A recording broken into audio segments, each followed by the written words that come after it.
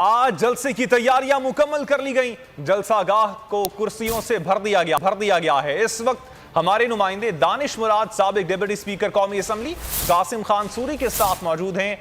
Over to you Danish. Balochistan कल इसी ground यानी हॉकी ग्राउंड में सियासी कुव्वत का जो है वो मुजाहिरा करेगी। इस हवाले से मजीद जो है वो जानते हैं, बात करते हैं। साबिक डिप्टी स्पीकर कौमी असम्बली कासिम खान सूरी हमारे साथ मौजूद है। सर बहुत शुक्रिया।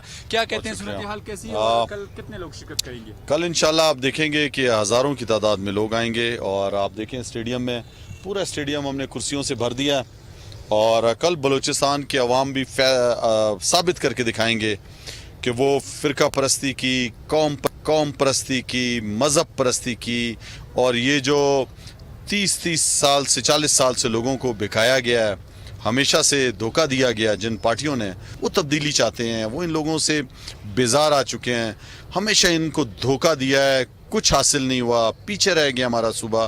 जी शुक्रिया। कासिम खान ने सूरी साहब हमारे साथ मौजूद थे, जो कह रहे थे कि क्वेटा में दर्जा हरारत जो है वो मनफी डिग्रीज में है, लेकिन उसके बावजूद भी बड़ी तादाद में जो पीटीआई के कारकुनान हैं वो आज यहाँ पर जो है वो शिरकत करेंगे और ये जो शमूलियती जलसा है इससे जो है वो जो कारकुनान है उनसे जो है वो इज़हार ख्याल करेंगे। जी।